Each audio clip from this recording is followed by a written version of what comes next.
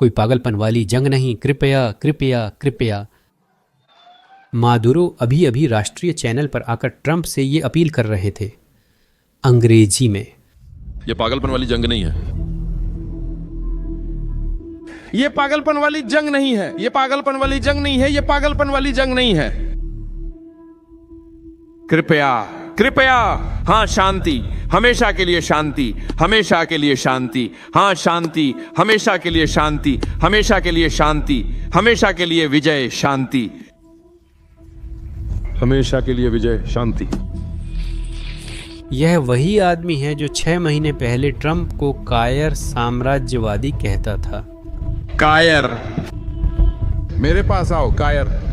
लेकिन अब वह दया की भीख मांग रहा है। आखिर क्या बदल गया? मादुरो अब ऐसा क्यों कर रहा है? 3 चीजें, पिछले 2 हफ्तों में हुई 3 घटनाएं इस बदलाव को समझाती हैं। और तीसरी बात वह है जिसके बारे में कोई बात नहीं कर रहा है।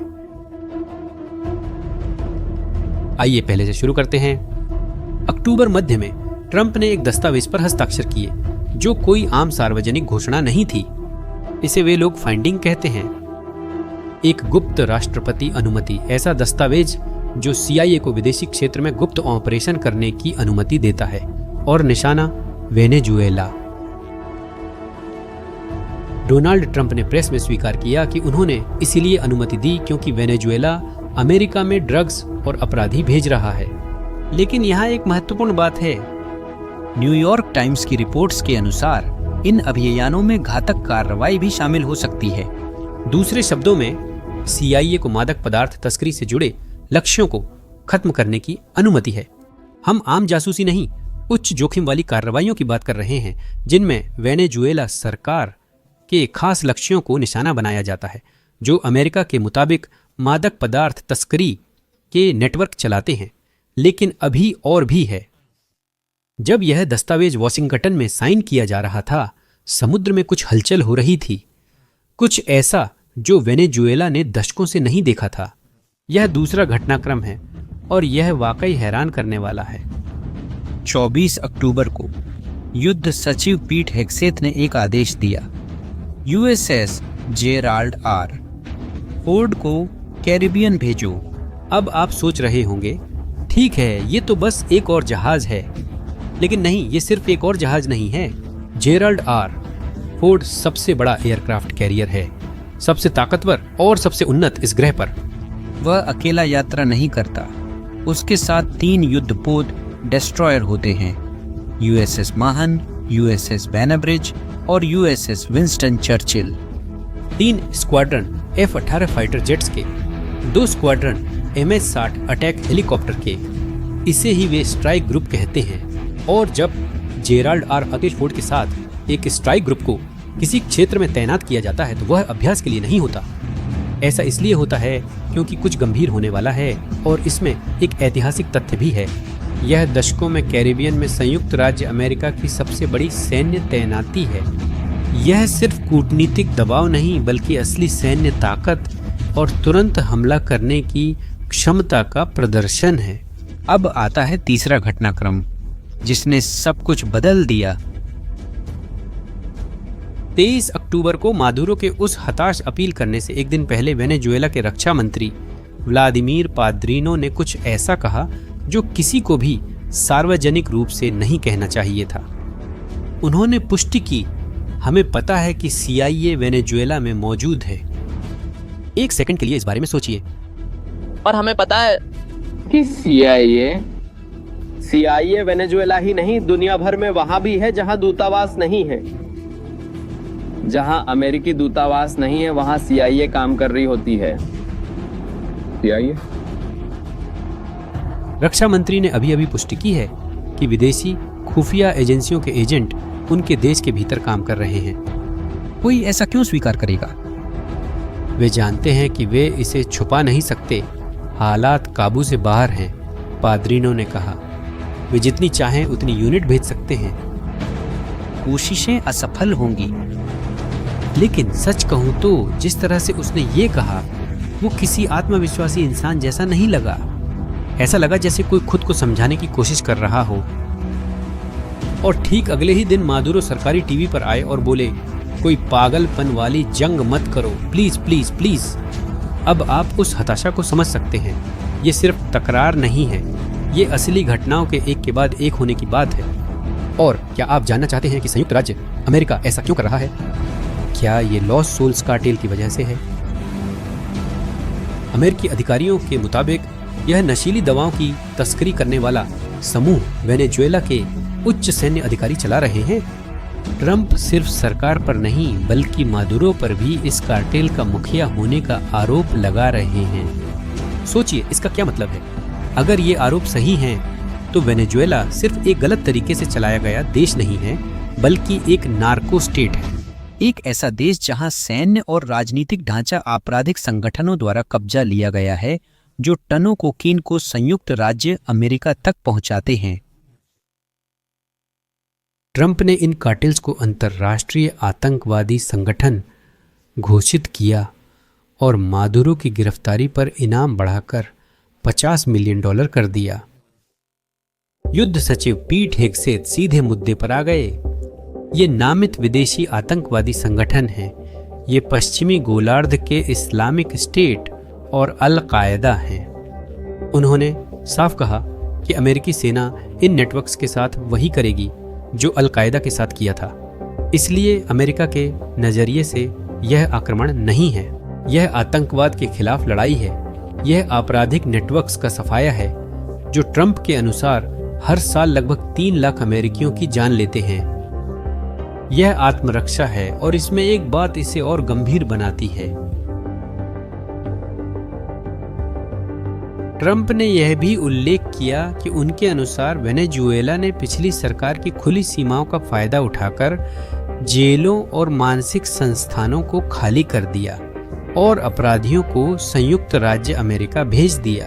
उनकी नज़र में मादुरो सिर्फ ड्रग्स की तस्करी नहीं कर रहा है, वह जानबूझकर अपराध को निर्यात कर रहा है। और वे सिर्फ बातों तक ही नहीं रुके, उन्होंने पहले ही कार्रवाई शुरू कर दी है। पिछले कुछ हफ्तों में संयुक्त राज्य अमेरिका ने पहले ही संदिग्ध जहाजों पर 10 बमबारी कर दी है। 43 लोग मारे गए। अमेरिकी अधिकारियों के अनुसार वे नशीले पदार्थों की अवैध तस्करी में शामिल तस्कर थे। और यही वजह है कि जब मादुरो विनती करता है, कोई पागलपन वाली जंग नहीं कृपया, वह जानता है कि इस बार अमेरिका गंभीर है और सैन्य कार्रवाई शुरू हो चुकी है। CIA भी काम में लगी है और ट्रंप ने सार्वजनिक रूप से साफ कर दिया, मुझे लगता है कि हम बस उन लोगों को मार देंगे जो हमारे देश में ड्रग्स ला रहे हैं। सही है, हम उन्हें मार देंगे। और मादुरो की प्रतिक्रिया, खैर वह वेनेजुएला को एक किले में बदल रहा है। जब वह सार्वजनिक रूप से अंग्रेजी में वह अपील कर रहे थे, उनकी सरकार सक्रिय हो रही थी। 5000 Igla S portable anti aircraft मिसाइलें, ये रूसी मिसाइलें हैं, वही जो यूक्रेन में हेलीकॉप्टर और अटैक एयरक्राफ्ट गिराने के लिए इस्तेमाल हो रही हैं। 5000, यह प्रतीकात्मक रक्षा नहीं है। दुनिया की कोई भी सैन्य ताकत उससे इग्ला मिसाइलों की ताकत पता है, और वेनेजुएला के पास वायु रक्षा की प्रमुख जगहों पर 5000 इग्ला मिसाइलें हैं। किस बात की गारंटी के लिए? शांति के लिए। स्थिरता, शांति, 5000 से अधिक लोग। और खेत जल रहा था। जिसने समझा उसने समझा। इसके अलावा वेनेजुएला की सशस्त्र सेनाओं ने तट के साथ 73 स्थानों पर सैन्य अभ्यास किया। इनमें से हर एक बिंदु एक रक्षात्मक स्थिति है। हर अभ्यास एक स्पष्ट संदेश है। सैन्य विश्लेषक इसे विषम रक्षा कहते हैं। मादुरो जानता है वह अमेरिका के खिलाफ पारंपरिक युद्ध नहीं जीत सकता, कोई नहीं जीत सकता, पर सैन्य अभियान को इतना महंगा और जटिल बना सकता है कि गतिरोध आ जाए। और एक और तत्व है, बोलिवेरियन मिलिशिया।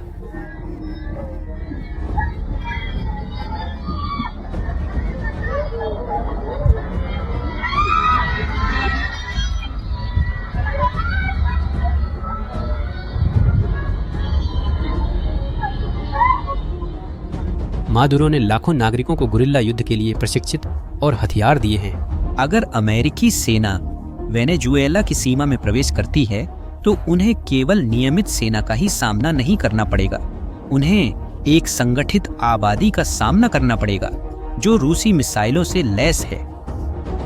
यह सच है कि अमेरिकी सैन्य शक्ति की कोई तुलना नहीं है, लेकिन अब आगे क्या उम्मीद की जा सकती है?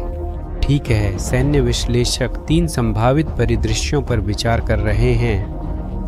पहला है एक लंबी हाइब्रिड युद्ध। यही अभी हो रहा है। मैं चुनिंदा बमबारी की बात कर रहा हूं जो नशा तस्करी से जुड़े ठिकानों पर हो रही है। CIA के ऑपरेशन जो शासन को अंदर से अस्थिर करने के लिए हैं और विपक्षी ताकतों को समर्थन देने के लिए हैं। आर्थिक प्रतिबंध जो लगातार दबाव बनाए रखते हैं। इस तरीके का फायदा यह है कि यह खुली जंग से बचाता है, अमेरिकी हताहतों को शून्य या उसके करीब रखता है और लगातार दबाव बनाए रखने की अनुमति देता है जब तक कि शासन अंदर से खुद ही ढह न जाए। इसे सबसे संभावित और रणनीतिक रूप से सबसे समझदारी भरा विकल्प माना जाता है। दूसरा विकल्प एक सीमित हवाई अभियान होगा।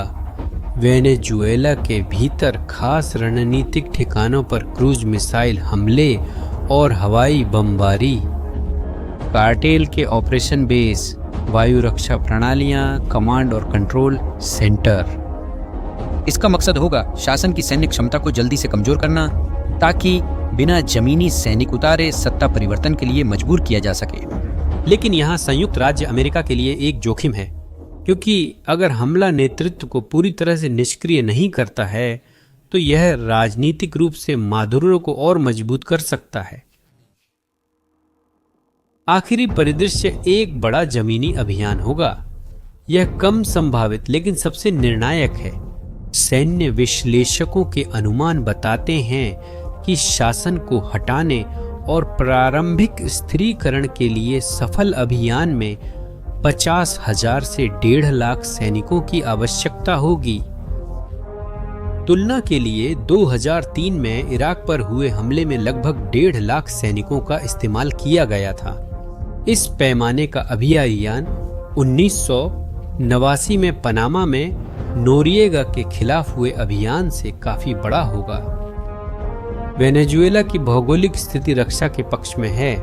पहाड़, घने जंगल, जटिल शहरी इलाके और वे 5,000 रूसी मिसाइलें, हेलीकॉप्टरों और समर्थन विमानों के लिए एक असली खतरा हैं। भले ही वेनेजुएला की पारंपरिक सेनाएं जल्दी ही हार जाएं और अमेरिकी फायर पावर को देखते हुए ऐसा लगभग निश्चित है, लेकिन स्थिरीकरण का चरण चुनौतियों से भरा होगा। सशस्त्र मिलिशिया, विद्रोही मोड में काम कर रही कार्टेल की सेलें और कठिन भूभाग, लंबा कब्जा जान और संसाधनों के लिए महंगा होगा। इसीलिए यह तीसरा विकल्प मौजूद है, लेकिन इसे तभी चुना जाएगा जब पहले दोनों विकल्प पूरी तरह से खतरे को हटाने में असफल हो जाएं। महत्वपूर्ण बात यह है कि संयुक्त राज्य अमेरिका के पास कई स्तरों के विकल्प हैं, यानी वे जरूरत के हिसाब से दबाव बढ़ा या घटा सकते हैं। वे खतरे के अनुसार अपनी प्रतिक्रिया समायोजित कर सकते हैं और उनके पास इतनी सैन्य क्षमता है कि अगर वे यह तय करें कि राष्ट्रीय सुरक्षा की रक्षा के लिए जरूरी है तो वे इन सभी विकल्पों को लागू कर सकते हैं। लेकिन चाहे जो भी स्थिति बने, इसके परिणाम वेनेजुएला से कहीं आगे तक जाएंगे। एक और ज्यादा गंभीर संघर्ष एक नई शरणार्थी लहर पैदा करेगा। लाखों वेनेजुएला वासी भागेंगे, जिनमें से कई शायद संयुक्त राज्य अमेरिका या पड़ोसी देशों जैसे कोलंबिया और ब्राजील पहुंचने की कोशिश करेंगे। यह प्रवासन नीतियों और क्षेत्रीय सहयोगियों पर अतिरिक्त दबाव डालेगा। बाजारों पर भी अस्थायी असर पड़ेगा। किसी भी वस्तु उत्पादक क्षेत्र में कोई भी संघर्ष अस्थिरता पैदा करता है। हालांकि वेनेजुएला का उत्पादन पहले से ही शासन की अक्षमता के कारण बहुत कम हो गया है, फिर भी कोई भी रुकावट कीमतों को प्रभावित कर सकती है। एक भू राजनीतिक कारक भी है। रूस और चीन ने वेनेजुएला में निवेश किया है और मादुरो शासन को समर्थन प्रदान करते हैं। शासन में जबरन बदलाव इन शक्तियों के साथ तनाव पैदा करेगा। हालांकि यह संभावना नहीं है कि वे मादुरो की रक्षा में सैन्य रूप से शामिल होंगी। इसीलिए हम एक जटिल स्थिति की बात कर रहे हैं जिसमें एक मान्यता प्राप्त आतंकवादी खतरे को समाप्त करने के अपने खर्च और परिणाम हैं, जिन्हें ध्यान से समझना जरूरी है। और यह हमें वीडियो की शुरुआत पर ले जाता है, कृपया कोई पागलपन वाली जंग न हो। मादुरो जानता है कि वह गिर चुका है। CIA उसके देश के अंदर काम कर रही है। दुनिया का सबसे बड़ा विमानवाहक पोत वेनेजुएला के तट से कुछ ही घंटे की दूरी पर है। 10 बमबारी पहले ही हो चुकी हैं। ट्रंप ने स्पष्ट किया है कि वे तस्करों का अंत करते रहेंगे, लेकिन मादुरो ने भी अपने देश को 5000 रूसी मिसाइलों से लैस कर दिया है और लाखों मिलिशिया को तैनात कर दिया है। वे मानते हैं कि लंबे महंगे संघर्ष की धमकी अमेरिका को आक्रमण के बजाय दबाव बनाए रखने को मजबूर करेगी। यह बड़ा दांव है। एक तरफ एक महाशक्ति है जो अपने क्षेत्र और नागरिकों के लिए खतरा माने जाने वाले आतंकवाद को खत्म करने के लिए प्रतिबद्ध है। दूसरी तरफ एक ऐसा शासन है जिस पर ड्रग तस्करी का आरोप है। कोने में घिरा, हताश, हथियारबंद और जरूरत पड़ने पर देश को संघर्ष में झोंकने को तैयार। आने वाले हफ्तों की घटनाएं ही तय करेंगी कि संकट कैसे सुलझेगा, क्योंकि ट्रंप ने सार्वजनिक रूप से इस अभियान के लिए प्रतिबद्धता जताई है। मादुरो के पास कोई आसान राजनीतिक रास्ता नहीं है। उस पर आतंकवाद का आरोप है और उसके सिर पर $50 मिलियन का इनाम है। सवाल अब यह नहीं कि कार्रवाई होगी या नहीं, बल्कि यह है कि कब और कैसे होगी। और क्या मादुरो एक समझौते के तहत बाहर जाने को मानेगा या फिर ऐसी टक्कर देगा जिसे वह जीत नहीं सकता? आपका क्या मानना है? मादुरो शांतिपूर्वक सत्ता छोड़ेगा या अंत तक विरोध करेगा जब उसे पता है कि वह जीत नहीं सकता? अपनी राय कमेंट्स में बताएं।